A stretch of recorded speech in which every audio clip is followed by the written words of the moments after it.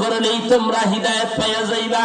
ওহীর জ্ঞানের ব্যক্তি জীবনে ধারণ করবে, জীবনের মধ্যে যখন ওহীর জ্ঞান নিয়ে আসবে আল্লাহ রাব্বুল আলামিন ওই মানুষটারে হেদায়েতের মধ্যে দায়েম কায়েম রাখবে।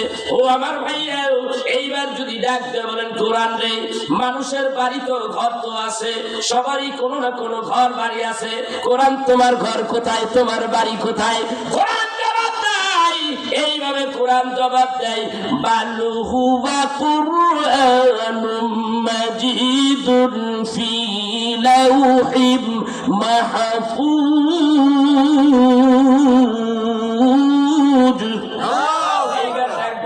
কোরআনের বাণী হলো লাউহে মাহফুজে, একটা সুরক্ষিত ফলকের মধ্যে আমি লিখিত ছিলাম, লিপিবদ্ধ ছিলাম। ওই জায়গা থেকে মানব জাতিকে রাস্তা দেখাবার জন্য আল্লাহ রাব্বুল আলামিন জিবরাইলের মাধ্যমে একটু একটু করিয়া সুদীর্ঘ 23 বছরে মক্কার মদিনায় কোরআনুল কারীম আস্তে আস্তে নাযিল করেছে। পৃথিবীতে আসতে 23 বছর লেগেছে। এক সূরা হলো মাক্কি, আরেকটা সূরা মাদানী। যেটা মক্কায় অবতীর্ণ হয়েছে এটা মাক্কি সূরা, যেটা মদিনায় অবতীর্ণ হয়েছে সেটাকে মাদানী সূরা বলা হয়। এই জন্য কোরআনের মধ্যে দেখবেন সূরাতুল মাদানী, মাদানী সূরা, মাক্কি সূরা। দেখছেন আছে না নাই? আমার ভাইরা, এই কোরআনকে যদি আবার জিজ্ঞাসা করেন, কোরআন রে তুমি আসার কারণটা কি, তোমার কারণটা কি, তুমি কি কারণে আসছো? কোরআন জবাব দেয়, কোরআন জবাব দেয়, আকুম মিনাল্লাহি নূরুন ওয়া কিতাবুম মুবিন।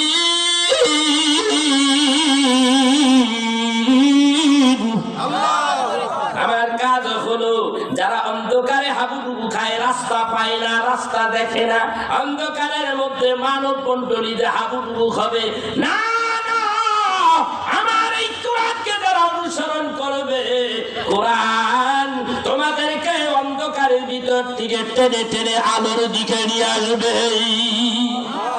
সুবহানাল্লাহ, সুবহানাল্লাহ। চিন্তা করছেন কোরআনের কাজ কি?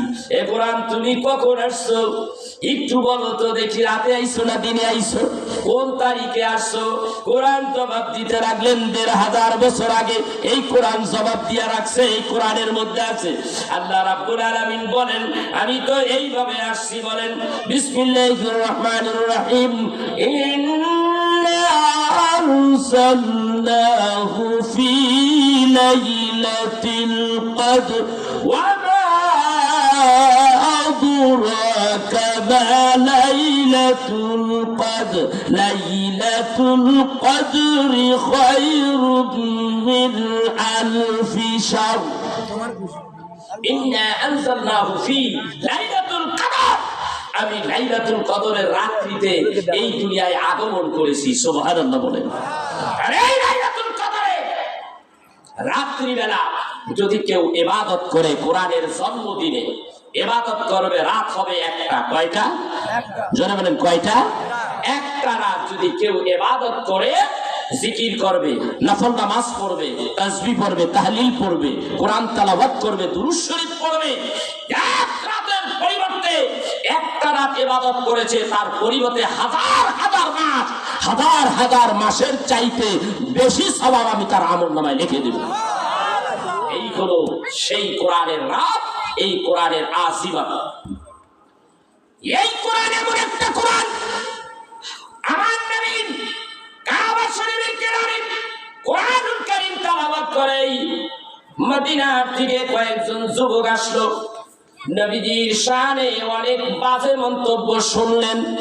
আবু জাহেল কইল এটা পাগল, এটা ভালো না, ওর কাছে গেলে আউল বাউল কথা বলে, আগলা বলে আমরা তবুও দেখব। অনুমতি পাইল, অনুমতি নিয়ে কাবা শরীফের কিনারে আসলো।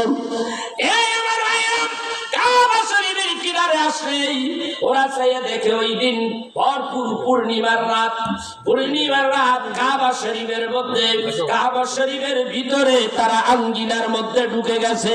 চাইয়া দেখে আকাশে পূর্ণিমার চাঁদ, আর কাবা শরীফের দেয়ালের লগে আরেকটা পূর্ণিমার চাঁদ লাইগা রইছে। আকাশে পূর্ণিমার দিকে চায়, আমার রাসূলের চেহারার দিকে তাকায়। ওরা ডাক দিয়ে কয় এটা কেমন মানুষ?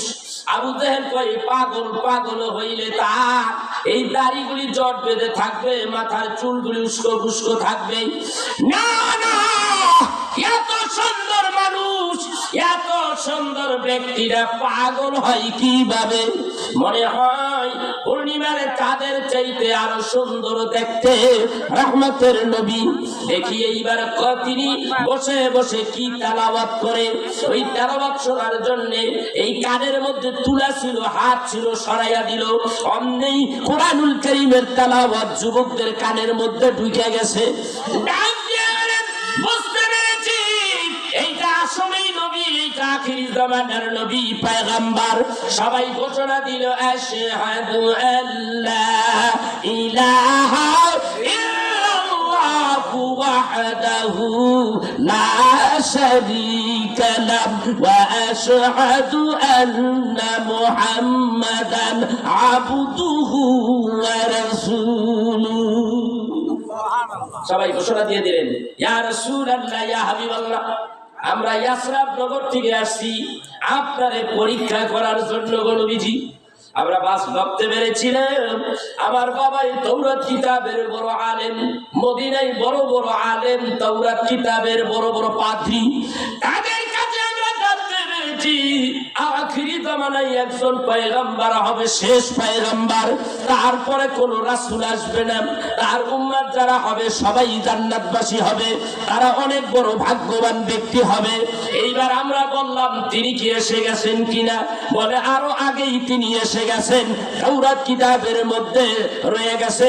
এইভাবে তারা সুন্দর মতো তাওরাত কিতাব বুঝে সুঝে যখন পড়তে লাগলো, একটু চিন্তা ফিকির করতে লাগলো, জানাইয়া দিল সে তো আরো আগে চলে আসে। বলে তার জন্মস্থান কোথায়? বলে মক্কা নগরে। এই যুবকগুলি মক্কা নগরে আসলেন। নবী যদি সত্যিকারের পয়গম্বর হয় আমরা তার উম্মত হব কলেমা পড়া, আর যদি ভণ্ড হয় তাও আমাদের একটু দেখার আছে। তেলাওয়াত দেখলেন, মুখমণ্ডল দেখলেন, নূরের মতো নূর, নূরের চাইতে নূর। আহারে এত সুন্দর ব্যক্তি আবার তেলাওয়াত করে। আহারে এই তেলাওয়াত তো দুনিয়াবি কোনো তেলাওয়াত নাই, এইগুলি তো সব ঐশী বাণী। অবশ্যই এইটা সত্যিকারের নবী। ওগো নবীজি, আমাদেরকে পড়াইয়া দেন কালেমা তাইয়্যিবা লা ইলাহা ইল্লাল্লাহু মুহাম্মাদুর রাসূলুল্লাহ সাল্লাল্লাহু আলাইহি ওয়াসাল্লাম। তারা মুসলমান হয়ে গেল। এই কোরআন মানুষকে পাগল করে ফেলেছে, এই কোরআন জিন জাতিকেও পাগল করে ফেলেছে। নবীজি সাল্লাল্লাহু আলাইহি ওয়াসাল্লাম কাবা শরীফের কিনারায় বসে বসে রাত্রিবেলা, ম্যাক্সিমাম রাত্রি তিনি বসে বসে কোরআন তেলাওয়াত করতেন।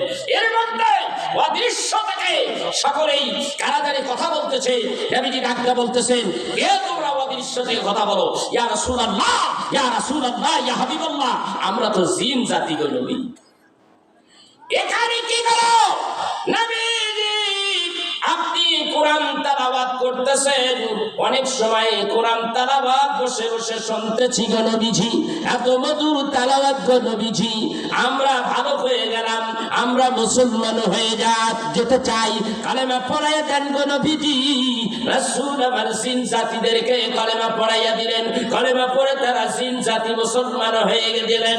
এইবার ডাকতে বলেন, ইয়া রাসূলুল্লাহ, ইয়া হাবিবাল্লাহ, আমরা জিন জাতি, আমরা এই ধর্ম সম্পর্কে আমাদের কোনো জানা নাই, বুঝ নাই, একটু বুঝ দেন, একটু তালকিন দিয়ে দেন। নবীজি তাদেরকে তালকিন দিয়ে দিলেন। এইবার ডাক দিয়ে কয়, তোমরা এইবার চলে যাও জিন জাতি, তোমাদের জাতি গোষ্ঠীর কাছে চলে যাও, এই কোরআনের কথা তাদের কাছে যাইয়া বলে দাও। এই জাতিগুলি, এই কিছু কয়েকজন জিন জাতি, তারা তাদের জাতি গোষ্ঠীর কাছে যাইয়া বলতে লাগলো, ইন্না সামি'না কুরআনান আজাবা, এমন এক কিতাব শুনে আসলাম, এমন একটা আশ্চর্য কিতাব শুনে আসলাম, যেটা শুনলে মানুষ আশ্চর্য হয়ে যায়। এমন এক আশ্চর্য কিতাব শুনে আসলাম, যার নাম হইল কুরআনুল কারীম। জিনেরা চিনা বানাইছে, নবীরও ছিল, কোরআন সম্পর্ক তাদের জানা হয়ে। শুধু তাই না, এ কোরআন তেলাওয়াত করে সারা বিশ্বের মুসলমান নয়, কাফের মুশরিকেরাই কোরআন তেলাওয়াত শুনে আস্তে আস্তে কিছু কিছু করে কোরআনুল কারীম তেলাওয়াত শুনে ইসলামের ভিতরে প্রবেশ করতেছে। না, পৃথিবীতে এই কোরআনের তেলাওয়াত এত সুর ও মধুর, এই তেলাওয়াত পৃথিবীতে আর নাই। আমি কোরআনের সুর মাঝে শুনেছি যে নাম, আজানের সুর মাঝে শুনেছি নাম।